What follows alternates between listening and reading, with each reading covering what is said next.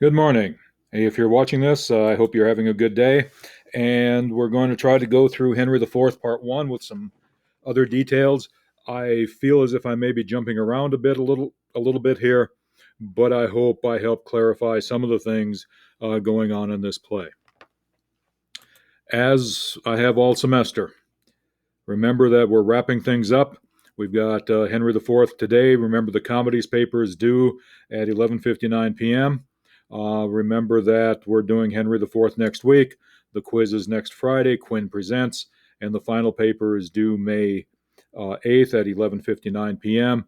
And we are not, meeting for the final. I want to talk about Lady Hotspur.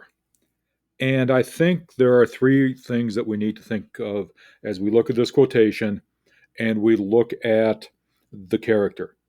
Number one, this is a male dominated play. Number two, I think we have to look at the fact that as we're dealing with Lady Hotspur, there are three women who do anything at all in this play. And I think we have to negotiate with the past. That's number two. We have to negotiate with the past about the royal courts being male dominated. And number three, I think there's a connection here. For what offense have I this fortnight been a banished woman from my Harry's bed? Tell me, sweet lord, what is it that takes from thee thy stomach pleasure and thy golden sleep? Why dost thou bend thy eyes upon the earth and start so often when thou sitt'st alone?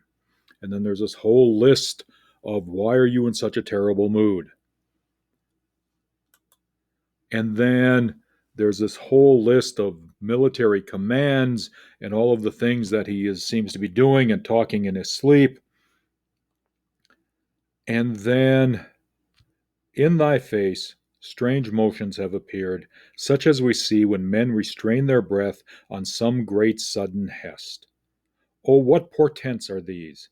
Some heavy business hath my lord in hand, and I must know it, else he loves me not.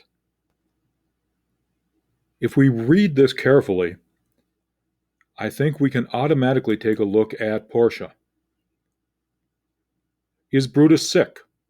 And is it physical to walk unbraced and suck up the humors of the dank morning? What, is Brutus sick, and he will steal out of his wholesome bed to dare the foul contagion of the night and tempt the roomy and unpurged air? No, my Brutus, you have some sick offence in mind, which by the right and virtue of my place I ought to know of. And upon my knees I charm you by my once commended beauty, by all your vows of love, and that great vow which did incorporate and make us one. In other words, why are you walking around? Why is all of this stuff happening?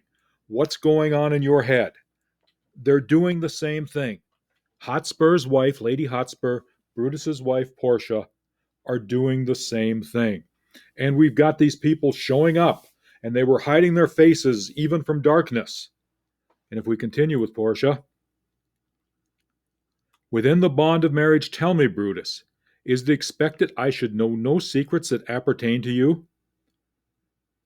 Dwell I in but the suburbs of your good pleasure, if it be no more, Portia, is Brutus's harlot, not his wife. In other words, if you're not going to be able to tell me, you don't love me. Lady Hotspur and Portia are sharing a bit of character here. You could switch these lines around and they would fit in each play, except you'd have to, change Brutus to Harry. But Hotspur and Brutus are not so much. Brutus says, "You are my true and honorable wife. O ye gods, render me worthy of this noble wife." Hotspur, "I love thee not. I care not for thee, Kate." Now her response is, "Tell me if you speak in jest." And his response is, "When I am on horseback, I will swear I love thee infinitely. But hark you, Kate, I must have you henceforth question me, whither I go, nor reason whereabout. I know you wise, but yet no farther wise than Harry Percy's wife.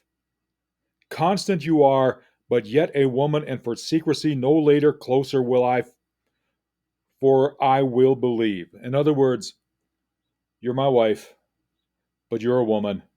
I don't trust you. Brutus had a far better um, view of Portia than Hotspur has of Lady Percy. And notice that Brutus does not shy away from saying, "You're my honorable wife." Hotspur talks about, "I don't love you." Now, perhaps he was joking. Perhaps he was just trying to push her buttons. But then, "When I am on horseback, I swear I love thee infinitely." In other words, when they're in bed, he loves her and he will swear he loves her. But that puts her in the harlot category. He loves her when he sleeps with her, but the rest of it doesn't matter. So I think we have a character here when we're talking about honor. Brutus was all about honor. Hotspur was all about honor. In some ways, they have some similar views of honor, but they certainly have different views towards women. And I think when we look at these two plays, we have to take a look at why Lady Percy is treated the way she is, what that says about Hotspur, what conclusions we can draw about characterization from how the women are treated, and what conclusions we can draw from how much influence Portia could have had. And we saw she didn't have much, versus Lady Percy, who seems to have even less. There is also, I think, a contrast not only between Hotspur and Brutus, or between Portia and Lady Hotspur, but I do think there's a contrast between Hotspur and Hell. And not Hell, Hal. We talk about the Rhone. This Rhone shall be my throne. I will back him straight. Hotspur's just going for it, right? Hal in the tavern. That ever this fellow should have fewer words than a parrot, and yet the son of a woman.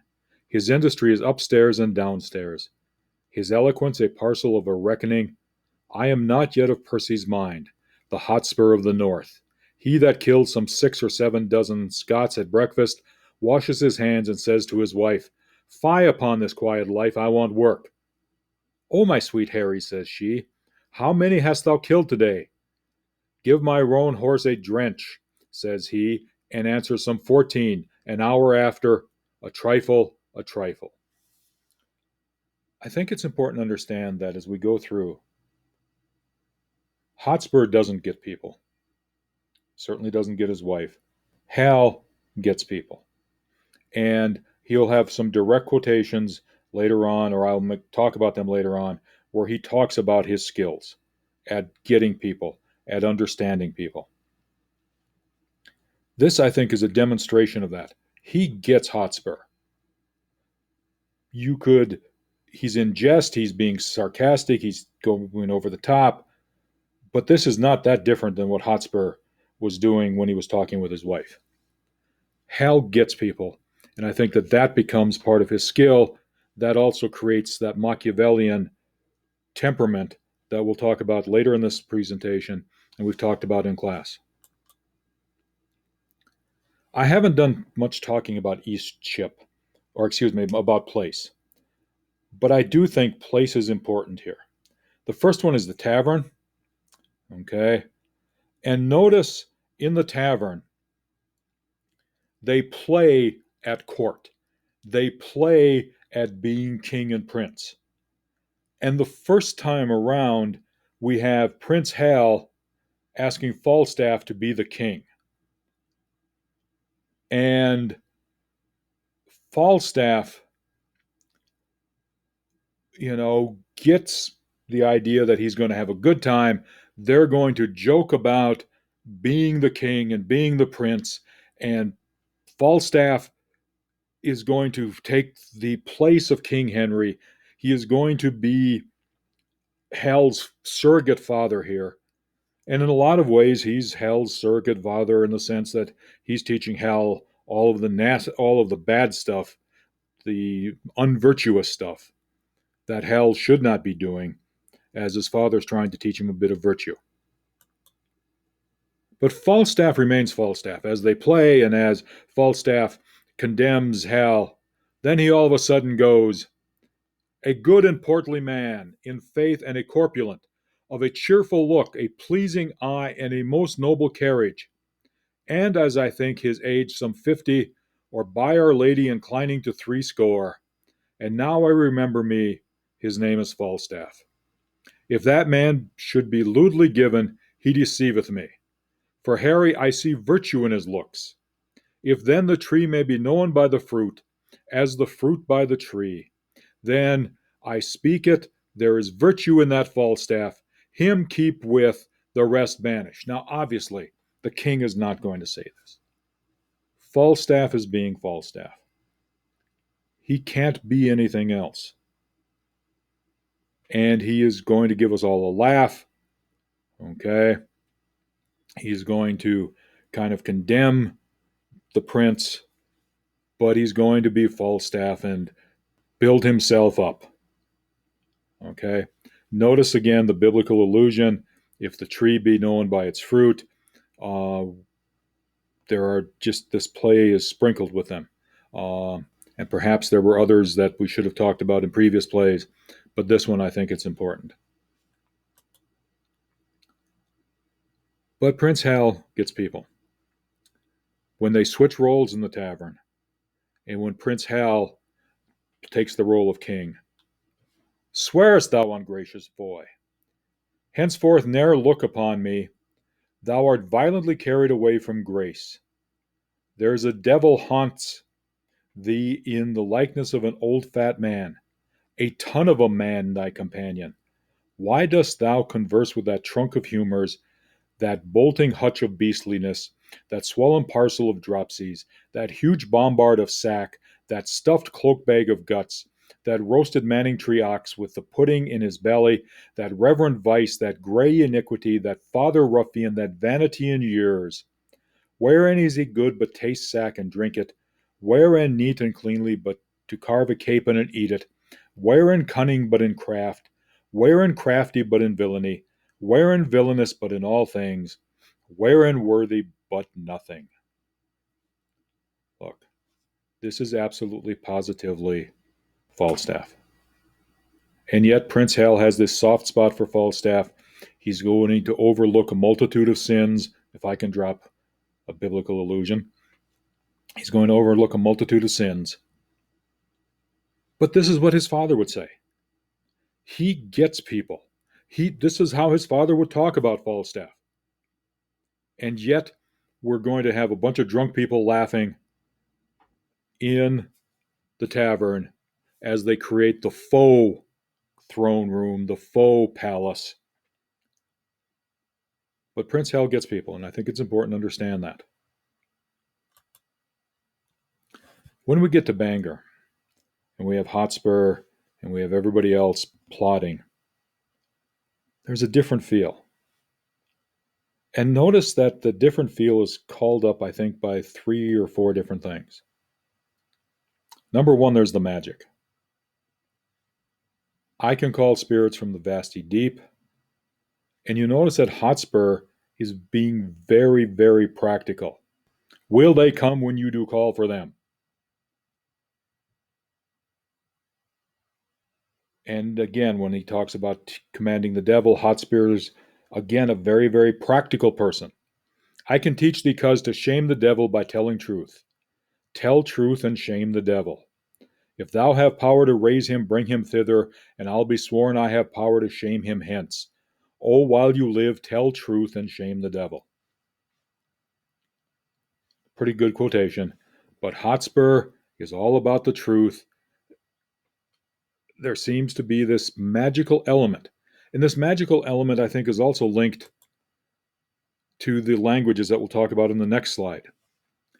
But here we have this practical thing where they're plotting, and we've got the map, and we've got the division of the kingdom, and we've got everything kind of being put all equal, and we're going to have the Scots, and we're going to have this, and we're going to have that. and we got everybody ready or not ready, and we're going to need people to get ready in 14 days, and we're going to have the army kind of pulled up and trained. There is a practical element here as well as this magical element. And then there's this language thing. Let me not understand you then, speak in Welsh. And then we have the contrast between the Welsh and the English. And then my wife can speak no English, I know Welsh. There's kind of a contrast and a preventing of exchanging of vows and exchanging of love, as in the Kingdom of Great Britain can't be unified because of the language. And then we have hear the lady sing in Welsh. I'd rather hear her howl in Irish. Again, going back to mystical, the leprechauns, whatever all else you want to. We've got this idea of this is not the unified place that Eastchip is, even when they're insulting each other. This is not a totally practical place. This seems to be a place where the music versus the plotting versus the calling the devil versus the love versus the lust versus all of the things going on in this scene seem to be just totally different than the other two palaces. And then we have King Henry. And there's a practical recognition here. For all the world as thou art to this hour was Richard then, when I from France set foot. And even as I was then is Percy now. Now by my sceptre and my soul to boot, he hath more worthy interest to the state than thou the shadow of secession. In other words, he understands that Hal, as the son of a king, has a chance to be king. There's the idea of secession, but Hotspur has just as much of a claim to the throne, if not more, than Henry IV does.